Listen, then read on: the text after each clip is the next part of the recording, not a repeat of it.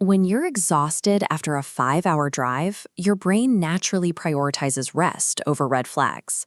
For Raunak and his wife Juhi, who was 7 months pregnant, arriving at their new company apartment was supposed to be the end of a long journey.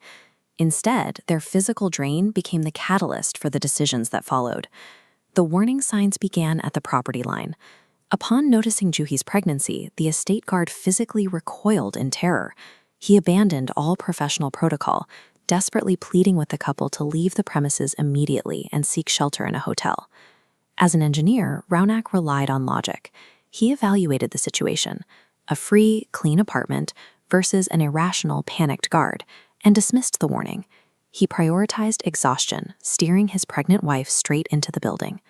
But as they unpacked in the seemingly pristine Flat 18, they missed the reality of their new home. Something was already waiting in the shadows with them, silently clutching a lifeless doll. When stepping into an environment governed by supernatural malice, pure rationality offers no protection. It can often be the very thing that blinds you to the danger. The intrusion escalated to physical violation almost immediately. At 1:30 in the morning, Juhi woke in the pitch black to the sensation of an unseen, searingly hot, rough hand firmly stroking her pregnant stomach. She screamed from the intense burning sensation. Yet when Raunak turned on the lights, Juhi's skin was entirely unblemished. Lacking any physical evidence of a burn, Raunak categorized the event as a routine pregnancy-induced nightmare. The danger accelerated the next morning. When a local maid arrived to assist Juhi, her presence triggered an immediate defensive manifestation in the apartment, a black cat staring her down with glowing red eyes. The maid panicked and fled into the elevator, but she couldn't escape. The physical cat followed her into the metal box, its form dissolving into dark, aggressively swirling smoke. The entity then emitted a wail of such horrific intensity that it caused the maid to hemorrhage instantly.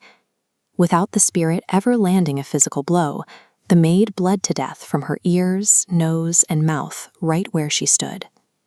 The entity inhabiting Flat 18 possessed clear, lethal agency. It was executing a specific agenda to eliminate anyone who came between it and the pregnant target. The climax initiated on their final night, with an acoustic trigger. A phantom lullaby echoed clearly through the bedroom. Inside Juhi's womb, the baby kicked violently in response to the song, and then ceased all movement. The entity finally dropped its cloak, materializing directly over their bed. It spoke, demanding ownership of Juhi's unborn child. When Raunak attempted to intervene, the entity deployed a tactical countermeasure. The demonic cat rematerialized, violently mutilating Raunak's face to neutralize him and remove him from the struggle. With her husband incapacitated, Juhi was struck by agonizing pain. She suffered a sudden, spontaneous miscarriage, losing consciousness at the exact moment she saw the entity discard its doll to cradle a real, living infant. The haunting of Flat 18 wasn't an aimless display of power. It had a singular, violent purpose. And now, the entity finally had what it came for. To understand why this happened, we have to look at the history of the previous tenants. Years earlier, a childless couple occupied the apartment. The wife's overwhelming desperation to become a mother ultimately fractured her sanity, leading her to nurture a plastic doll as if it were a living infant. Seeking a solution, they hired a surrogate mother. This intervention served as the catalyst for the tragedy. The surrogate manipulated the husband's desperation for a child. She convinced him to eliminate his mentally fragile wife so she could take her place entirely. Blinded by the promise of a family, the husband crossed the ultimate line. He burned his wife alive inside the apartment, alongside the doll she loved, successfully framing the atrocity as an electrical fire.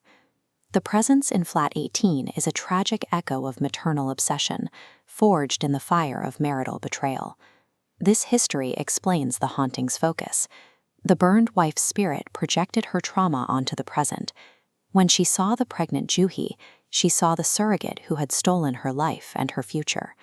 In her desperate post-mortem quest for justice, the spirit repeated the exact atrocity she had once suffered. To reclaim her stolen motherhood, she simply stole it from someone else. The damage left in the entity's wake is permanent. Juhi's sanity is shattered by the trauma of her loss, and Ronak has been forced to leave the city to escape the memory of that night. Human malice can infect physical architecture. It turns future innocence into collateral damage in a ghost's endless, looping quest for revenge.